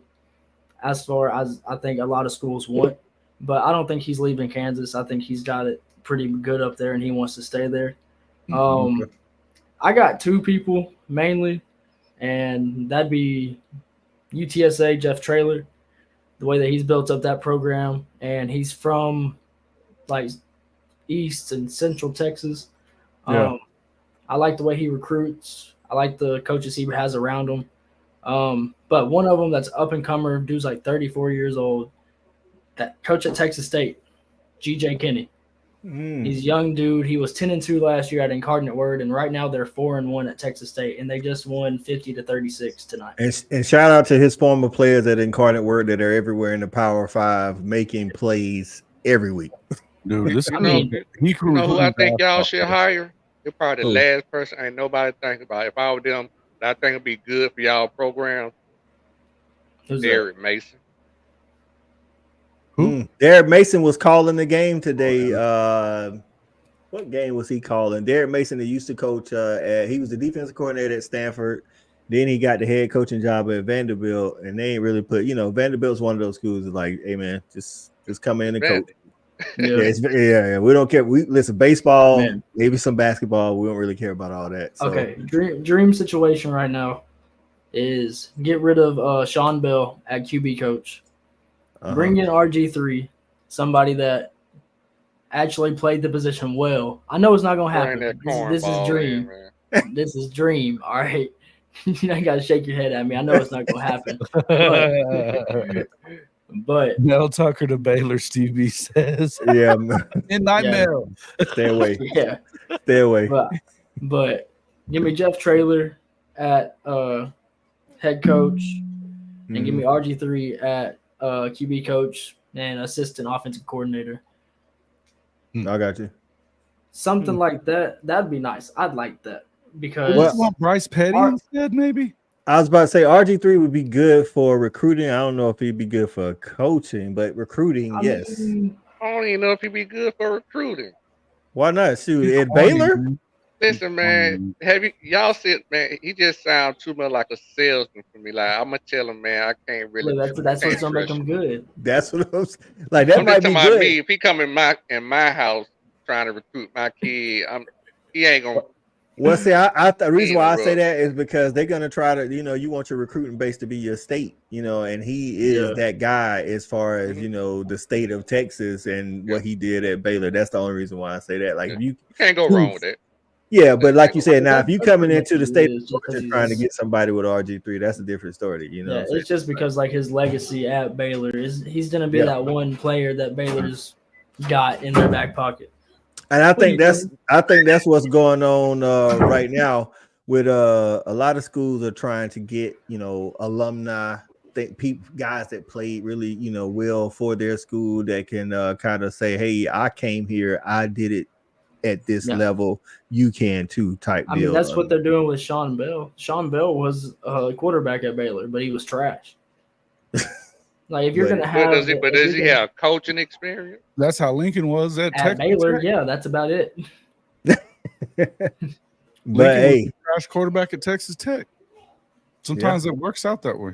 Sometimes it works like that, dog. You ain't got to necessarily be great, but if your name is synonymous with your alma mater, sometimes that helps. Sometimes I'm not saying that's where like Bryce Petty would be a good option too. Know. Yeah, like Bryce Petty was good when he's pretty decent when he played. His name rings when you think Bryce Petty, you think Baylor. When you think Robert RG3, you think Baylor. So. Like I say, I don't know about the recruiting. Like I worry about that with people that played at a high level because I think sometimes when they're coaching, they expect the guys to do it at a high level now, and not all of those. Like some of the best coaches barely got playing time. You see what I'm saying? Like what I do is bring him in and make him like head of like player personal development or something like that. I'm not wasting a coaching spot on this cornball, man. You don't like RG3 though. No, I don't dislike him. I'm just saying he just don't. He don't move the needle. He don't move the needle for you. He ain't. All right. Anybody got an update on the final of the South Carolina Tennessee game? It is not showing. Tennessee. Let me. I think it was 31 or 34. 34 something. Yeah, something like that. It's shit. It was right here. I'm not seeing it. Hold on. I've been having games. It was 41-20. 41-20 did not cover the 12.5 spread. That is not good. I took them in to pick them to cover the spread. Jesus Christ. Who got a surprise win? Baylor. Good job tonight. That's right. Baylor actually was down 28-7 in the first half to UCF, and UCF went to the bounce house and won. I would have expected that if you were gonna get one, you should be getting them on the road, when they're out on the road because they got to travel so far. That's a long way to travel. Yeah. So when you up 28-7, you gotta finish these things. Oh man. Yeah, to gag that away like that, that's crazy stuff. It was great, man. I mean, we outscored them 29-0 in the last 19 minutes. That's exactly what we've been talking about a lot. And I think I probably talked about it with you some, Logan, is that shit. UCF is trash, bro. They've been recruiting in the 70s for freaking years. Yep. Yeah, I mean, they recruit Dylan Gabriel. They just can't recruit. Yep. After Iowa State made it 21-20, OU held Iowa State to 93 yards, 2.8 of play. Final 39 minutes. That's what I said. Y'all woke up and realized, hey, this is a game too, not just the Texas game next week. But I'm going to tell you, it didn't last as long for Texas, but the beginning of the game for Texas started the same way. Kansas was moving the ball. It was almost like they just had blown assignments and got a little the one touchdown where you had number 9 for Iowa State, the long receiving touchdown. Right. He just bid on that and knew better. I mean, you can tell he knew better right away. Yeah. He's got to do a better job there. So Stephen G. being average. Oh my bad. Go ahead, Shorty. We'll I was just saying. Speaking of being, being fine with being average, Sam Pittman goes down again. I saw somebody on social media say Sam Pittman fighting for his job this year, by the way. Y'all say he cool. I said that Arkansas said he was cool. Yeah, I want them to wake up and think they're better than Sam Pittman so they can let him go. We can hire him as an analyst, but pay him like a position coach. And then once Stacey Thurls get going, we can get Pittman back at the offensive line coach. Because I'm going to tell you this, and we're going to go into this again Saturday on Tuesday. I don't think it's all the players, dog. Stacey Thurls had a stint in Athens prior, and his offensive line produced the same results. That's all I'm saying. So what if Baylor could go get Gary Patterson? Like how Texas brought him in as an analyst, like we bring him in at DC or something. I think Jason and them talked about that. Like they were hoping that Texas don't, say he's next in line at Texas or whatever. I don't think he is. I wouldn't care if he got the job at Baylor because I know I'm talking about, but at Texas that'd be like having the TCU job that he didn't get it done there either. Yeah. So Stephen G said, "Who's the worst conference, ACC or the Big 12?" Oh, right now it's the Big 12. Right now it's the Big 12. You think? Let's start at the top. So you got Texas OU at the top of the Big 12. Yeah. But got OU Florida- and Texas are on their way out. Okay. But if we're Okay. talking about this year, I still think the Big 12 is. Hey, we had Tim Fitzgerald on the show with us Tuesday night, and he kept calling them stinky, the whole freaking league. You know, aside from UT and OU. Yeah, I can get with that because you know, 12 right is- now ACC got Miami still undefeated, Florida State's undefeated, Right. Duke almost was undefeated. They're good, man. Yeah, They're North good. Carolina is undefeated. Clemson only has. I mean, we watched the 2 losses that Clemson has, but they're Right, still. they were against real teams, you know. Louisville is still undefeated, by the way. They beat Yep. NC State, so yeah, I'd go with ACC. I can see that, and especially like you say, if you're talking beyond 2023, I don't even think it's a question. Yeah, I mean the Big 12 looks real bad right now. Like I just think look next at year they look better though. Once you start looking at you bringing Utah. in 4 more schools, Utah, Colorado. Yeah. You know, they're going to be a little All that. better in that because aside from Oklahoma and Texas right now, what do they got? I mean, if you Yeah. just look at the teams that's supposed to KSU. run the new Big 12, like out of the hateful 8 or whatever y'all call it, I mean, Texas Tech and Baylor both look trash. Those are supposed to be teams that were supposed to carry the league after this year. I actually thought Kansas I thought State's Texas still Tech looking was good, going to be better. They are not better. I don't know Yeah. what's going on there, dog. I mean, Next year, Kansas State still looks good, but it looks like Kansas is going to be running the conference. news came out that Clemson will be leaving the ACC. They didn't say it. Yeah, they will be, like, for sure. It's guaranteed that they're leaving the ACC, but they haven't released if it's the Big Ten or the SEC. There's speculation, but not speculation on when they leave. Is where they go. I don't know. They have rights. That's what, you know, they haven't released all that, but, you know, like I say, I live here in South Carolina and I listen to the Clemson flagship station. They talked about it all week this week. It's a for sure thing that they're leaving. I thought I saw something about that, but I didn't know if it was true or not. Kind of like all the Pac-12 crap way back. Yeah. Florida State's been saying it too, so you know Florida State's gone too. Well, if Florida Clemson's State's gone, gonna end Florida to State's 2037, I think. Well, the whole Like ACC 400 granted rights. All they need That's is almost one like team. $400 million to get out of that. Yeah, that's what All I'm they saying. need is, It's but something this is the crazy. thing. All they need is one team to break it. more. Once one team breaks the contract, regardless of what they take on as that team, the other teams can use that as a way to get out. You see Here's what we I'm saying? talked about earlier this week. Oklahoma and Texas ended up, they're supposed to be paying $100 million to get out a year early. Yep. It was announced last week that essentially OU and Texas aren't paying 80% of that. So they might 80% of the total. So OU and Texas might be getting out for like $10 million. All this shit is negotiable. And the That's what I'm saying. The ACC granted rights is directly stolen from the Big 12. And So like I say, that's a signal that tells you that the shit ain't as tight as you think it is. and if Clemson find, like I say, if they find a way to lessen their exit fee per se, then that just gives Florida State, North Carolina State, whoever is trying to leave a reason. And they, you know, it's the same thing as being in court, dog. You know what I'm saying? When you find a precedent, it's going to cost you a bunch of more money to go to court and to tie it up in that. And that's what it all boiled down to in the whole Big 12 thing. So my feeling is that in the end, if you think about this, man, these networks are like, all right, hold on. And if you're ESPN right now, you can't afford to be in court. You don't want to be in court. You lost a lot of money. You don't want to be in court. So you have to look at it in terms of, okay, we own the ACC, we own the Big 12, and we own the SEC. We can do better by just shuffling these contracts into the SEC or the Big 12 or whatever, rather than losing them. And I mean, believe me, that you don't know if it's the Big 10 or the SEC. Believe me, it's the ACC, the SEC, because there ain't no way you want to let them get into Florida. You don't want to let them get into Florida or South Carolina. No. Yeah. To recruit. That's ESPN territory. They're not having the contract money about the same, man. They're both about $70 million a year. Right. Yeah. To me, they're just going to switch it over, and it's. I mean. As much as you keep hearing all these experts saying, nah, it's not going to happen this way, it's not going to happen that way, hell, it keeps happening.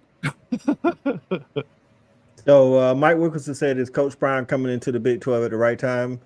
I think so, because you got the 12-team playoffs starting next year, and he's coming into a down Big 12. It's going to be Colorado, Utah, maybe TCU, because I trust Sonny Dykes, but they got to get a trigger man. But other than that, I mean, figure out a way to beat West Virginia first.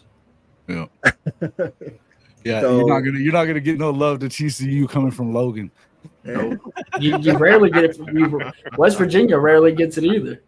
I mean, if I'm being honest. Yeah, I ain't mad at that, though. I'm surprised your head didn't blow up whenever he just said Gary Patterson to freaking.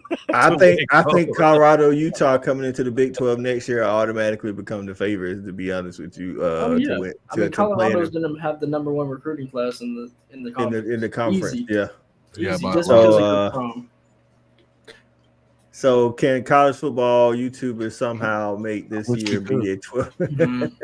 I think it's a toss-up for sure, Stephen G. This is like Shawty said it a couple times. We've talked about it. This would be a perfect year to introduce the 12-team playoff. Yes, I think it would be one of the most watched sporting, events throughout the thing in sports history, because 1,000%. There's no way that you could say this team is definitely going to beat that team or whatever, especially when you talk about those first round matchups. Whoever's the top 4 gets those buys in the first round, and I think that would be good for them, because that might save them, to be honest with you, because there's about 15 teams right now. They probably say they be Pac-12 heavy. It's yeah, well, it would be if it was it'd be real. If it was today, it would be Pac-12. Like that's exactly what I was about to say too. They would have the most teams in the 12-team playoff if it started today. Well, and we talked about it a little. What we were saying last night is that I feel like with Oklahoma, I think whoever wins the game, if Texas wins next week, Oklahoma, they would have to win out, and they still might not get into the playoff this year, right? Yeah. They still might not, just because we're going to have to find out and see who ends up where, with some of these records. They still might not. But Oklahoma, I almost feel like Oklahoma has to go undefeated to get in. I really do. I think the more you see a lot of these teams from around the country that they're favoring, and with the schedule that they have, it feels like to me like you almost have to win the whole thing. If they could go in and win the game against Texas next week. Problem is that you're probably going to have to play Texas twice. I would agree with that, but that's why I say that's going to be a problem. So, hey, I'm gonna be honest. Let's talk about that. Like, I know you're gonna talk about a lot on your channel, Jason. Yeah, no, that's fine. This is a big week. It's hard to beat a team twice. So that's Oklahoma State. It might not be that disadvantageous to lose to Texas next week. I'm just saying. Yeah, we planned it back in 2021. I mean, you're going with the analytics. And if you go with the analytics, you know what I'm saying? Because if y'all lose to Texas, then win out and then play Texas again, the analytics say you stand a better chance. I mean, I know Utah disproved that against USC in Oregon the year before, but just don't let Dylan Gabriel paint anything on his fingernails and you'll be good. I'm not saying you want to go in losing that game, but that's what I'm saying. If because I'm looking at y'all's schedule, that's one of the reasons why you got a good chance. I think on top of being better this year, you got a good chance to make it to the Big 12 championship. Is outside of Texas. Well, you got to go to Kansas, and you got to go to which we can't count on Daniels to be a healthy dog, and then go to BYU. I think that might be a harder game than Kansas. Is the Pac-12 throwing in monkey wrench in the playoff? Will they be the one who possibly get 2 teams? I was going to say that because I'm thinking it could be. If Michigan is undefeated. I think the carnage started last night, right? With Oregon State, they lost last week to Washington State. They beat Utah this weekend. Mm-hmm. Washington State still undefeated, right? Yes. Washington State still undefeated. Washington, if they win tonight, will be undefeated. Through it undefeated, Coach. Well, no, because I think Washington, the what is that? The game called Washington and Washington State. The Apple Cup. Apple Cup. That's going to be a good one. Colorado has to go to Washington, which I think favors Washington State. Washington State. I think if you're going to Washington State, that favors Washington State regardless of who you are. But the good thing is, I think Washington gets them at home. USC has to play Utah. I want to say they play Utah at home, but then they actually get Washington, and I don't know where that game is. So it could be a couple of one-loss. I think it's going to be a lot of one-loss teams, to be honest. Oh, no. SC is going to have 4 losses, bro. I'm not. SC's got 4, bro. They're not in this. That's not what we're talking about. Yeah. So Oregon could. Oregon's, they got to play a couple of those teams as well, and some of those on the road. I think Pac-12, man, with those top tier teams, if you're playing at home, I'm probably taking you in that game. With the Oregon, Washington State, SC. If they go to SC, I think they gonna win. But I think SC can be questioned on the road as well. We saw that today. So, but Shawty, I don't know. Let's say Michigan goes. I don't think Washington State on USC do. Washington do. Washington. I thought you said Washington State doesn't. Oh no. Washington State doesn't. No. Washington State doesn't. They got to play Washington. They got to play Oregon, and I believe. Let me look at their schedule real quick. Hey, this TCU game's coming down to the wire. I got that one on. Yeah. I was 4th and 11 right now. What's the Alabama score? Let me look that up. 34-17. There's 38 seconds left. They're about to gag it up here, Sonny. And then, hey, all those wins they had by 1 point last year. It had to go the other way. It had to go the other way. Does Texas get into the playoffs if they lose only to OU because they're? I think if Texas loses to OU in the Red River, then comes back and beats them in the championship game. It'll be in the playoff. Yes, that's why I was saying. I feel like if you're going to get in, if Oklahoma loses, they don't have that signature win. That's right. To that championship game, right? Not to mention, it's a good win over a name brand team, and they did it at Alabama. So correct. And OU also just where they position so much higher. Yeah, because right now OU ain't even ranked, are they? No, they're 14. Yeah, they 14. 14, but that matters too. Where you're ranked down 10 spots. Right. Yeah, they're down 10 spots though from Texas, or 11 spots. USC gets Washington and Utah at home, and then at Oregon. So I could tell you right now, I'm taking Oregon in that game. USC going there. I think Washington outscore USC, so I'm taking Washington in that game, but. Camp Rising, I'm taking USC over Utah just because I don't think Camp Rising is going to be 100 either. Yeah. But I mean, I like Washington and Oregon just because of the defensive side. But if USC hadn't even beaten Utah yet, if Cam's in the game, they don't win. I don't see it. Well, that's what I'm saying. 100% Cam, I'm with you. But bro, I don't know. I just like I say, he kind of went out there and warmed up today. I feel like they've been holding him because they didn't think they had to have him just yet. Now that they've got a loss, they're gonna rush him in. I think you have to. Well, that's we talk about that. Back after the break. They got Cal next week, and then they got a break, and then they got USC. If he can come back, if he doesn't play next week and then comes back, but don't you think you would want to give him a warm-up game? That extra week can be a big difference when you're talking about getting healthy, man. I don't know, dog. Mike Wilkinson, he said he took in a Georgia home game to see Herschel Walker in Athens. How about that? In between the hedges. You gotta get back out there, Mike. We got lights and everything now, dog. with Herschel. I'll be honest, I haven't seen. I thought about going to the Kentucky game because they announced that it's a 7:30 kickoff. I've been to a lot of Georgia games. I have had since we put in the lights. I want to say in 2017, 16, whatever it was. I haven't been to a night game though. So I forgot that it had been that they put lights in. That's news to me. I forgot about that. Yeah. So Alabama had lights, I want to say in 2015, if I'm not mistaken. And then we got them in at the end of 16, beginning of 17. Now, like Tennessee got them, South Carolina got them. I think Florida got some. Like everybody got them now. So he said it was his freshman year. That was a good year for Herschel Walker. Logan, don't hate me, but Mike Gundy to Baylor. Steven just wants Baylor to fail. That's what it is. He's got to be a TCU fan or something. No, he's an OU fan. We all hate y'all's asses right now. Oh my gosh! I mean, that makes sense. I think it's been like 1,100 days, something like that. Shut up. Yeah, I wish I was in charge of this thing right here. He would be gone right now, Coach R. He'd be gone. Gotta kick him. Yes.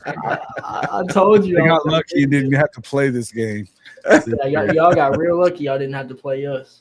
Hey, you missed that earlier. Logan said y'all lucky. Y'all missed out on playing Baylor. Yeah. No, because I was saying that all offseason too. Texas Tech and Baylor usually beat Oklahoma about once every 10 damn years. Baylor did it 2 times in a row because Lincoln threw the first one and then there no defense the second time around. Yeah. Hey, let me ask y'all this: is Alabama still the best team in the West? Oh yeah, I think so because they did what you and me and Jason kind of talked about in the preseason. They went to that Jalen Hurts style offense finally. Yeah, and their defense is actually pretty good. So I think right now I'm gonna say I would go Bama to win the West. Well, look, they're doing what they're supposed to do with Milroe. He's only got 132 passing yards. Mars says yes, and Stephen G says no. Stephen G, who would you say the best team in the West is? Because they beat Ole Miss. Ole Miss beat LSU. Right. I mean, what we saying? Arkansas lost to Texas A&M, and A&M lost to Miami. So I don't know. Like, when you look if you say, Coach, I put your money on somebody to win the West, I'm banking on Nick Saban, baby. I mean, I'm putting it on Bama. I don't like their offense. I mean, I don't like Milroe. Like, that might just be me comparing them to Bryce, but I don't think that he's a top tier quarterback. I think that he's not going to play quarterback. You won't get no argument from nobody here. Like, he's done. But if they use him correctly, like tonight, he's got 10 attempts for 72 yards and 2 touchdowns on the ground. That's what I want him to do. He's averaging 7 yards a run. I will say this. That Thursday when they play the first Saturday in November when LSU plays Bama, if Bama can't slow LSU down, they not Ole Miss. They can't score with LSU, so they gonna have to stop LSU. Yeah, I mean, that's all I'm saying. That's what I told Christian before the Alabama game. It's like, I mean, they have like the 5 and 4, like the high 4 stars on defense, but I don't like Kool-Aid McKinstry. I think that he's good. I don't think that he's great. And as soon as I clicked onto the Alabama-Texas game, because I was driving home from from somewhere, all I see is him getting burnt by Jatavion Sanders. Like, Jatavion Sanders is good, but he's not fast enough to burn Kool-Aid McKinstry either. Yeah. And Mike, we were talking about the SEC West. That's why we was talking about Bama. We wasn't talking about the East. But, you all good, bro. You all good, Mike. I was just saying that's look, Mike. He said too much. Hey, listen, y'all saw the Georgia game. I had to listen. I'm on my 4th one, bro. So, hey, it's listen, bro. It's a rough day, and I can't have them kind of game. Yeah, I got some of that too. That's what's in the regular. Go ahead and throw it up there, Thad. I know what you got. Where's he at? Thad got some. Yeah, he started before I started. Yeah. I started in the first quarter. He was worried about it getting knocked out of his hand by a quarterback. A certain quarterback we talk about. Listen, man. The day was rough, though. It is. The day was rough. So, hey, at the end of the day, man, survive in advance. That's what it is. Man? Florida is not good. So what I tell you, everybody kind of gave them a bump. They got ranked after beating Tennessee, who I said was not as good. The East is not good. They shouldn't have been ranked. Like, they lost to, like I said, they lost to a bad second string at Utah, who finally decided, hey, Nate Johnson is more like Cam Rising. He can actually run. Why don't we finally throw them in the ball? Mike Wilkinson said that first quarter, the OU game, it wasn't enough Jack Daniels in the house. That's what they do to us, dog. We pour our souls into these teams, and they have us drinking early, boy. So shout out to the guys getting the wins, though, man. Hey, like we say, me and Shawty always say, man, we count W's and L's, man. Hey, how about the freshman from Colorado, though? Did they just find a new weapon? Amarion Miller, baby. He is a baller. He's a true freshman, too. Yeah, You know what I'm saying? that's what I'm saying. Like, I think they did. God. I think they did, and they found I think we all thought Kamani McLean was gonna be good, but he actually showed us today that he's good. So Travis Hunter should be back next week or the week after if they got a bye next week, and then hopefully Shiloh. Oh, he getting up a little slow. Who on that shoulder? Which Railroad. one? That ain't good for Alabama. And he right-handed too, ain't he? Yeah. That thing like it's moving a little stiff. Yeah. So let's see. They showing it now. They're gonna have to put in Tyler Buckner. They don't want to do that. No, they don't. Yeah.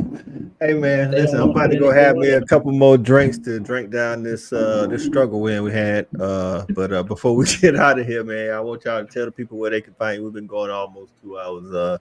Shout out to tell the people where they can find you, man. Yeah, man, you can find me on YouTube on Wednesday nights at 9:30. Just my damn opinion, man. They like assholes. Everybody got one. And I got one too. So that's where you can find me, YouTube Wednesday nights, 9:30. That's right. You can also find them with me on the Respect the Hedges on Tuesday night, man, here on Fanatic. Logan, tell the people where they can find you at, man. Man, y'all can find me and my buddy Christian at Lone Star College Football on Twitter, YouTube, TikTok. We do pregame, postgame, pretty much any big news that comes out throughout the week. For the most part, we try to cover. So he out of bounds. There it is, man. Y'all make sure y'all go check out Lone Star _college football, man.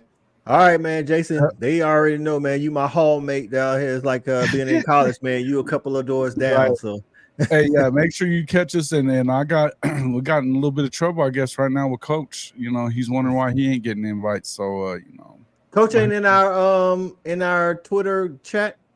He's not. I don't think. I need to put him in the Twitter. That's why I thought he was in the Twitter chat. My bad. Okay. My bad, Coach. That's on me. I got to put you in the Twitter chat, dog. We'll get him on there. And that way he can be in there. And I know he was finishing watching that game too. I was just telling him I almost didn't even make it on. So yeah. So we'll definitely tell Coach we'll get him in the Twitter chat. But tell him where they can find you at, Jason. Hall of Fame College Football Podcast. It's at CFB-pod on YouTube. HOFmedia.us is our website. You can get us everywhere from there. And then, of course, as you see on the screen, at JW_HOF on Twitter. I got to get the hell off of Twitter, but yeah, that's where it is right now. Man, that's where you meet good people like me, though. True. Yeah. Hey, I want to say this, man. Listen, JJ Kitchens, we got an APB out for you, dog. Like, I don't know what's going on, man. We need answers about what's going on with Pitt, and we know you got them. That's our guy, man. Talking football with JJ Kitchens, man. Before we get out of here, we need you back on the snap count so we can figure out what's going on with Narduzzi and them Panthers up in Pennsylvania, dog. So, hey, man, for my guest, man, Logan at Lone Star College Football, Jason Hall of Fame College Football, and Thad, just my damn opinion. I'm Coach Out of Fanatic. We out of here.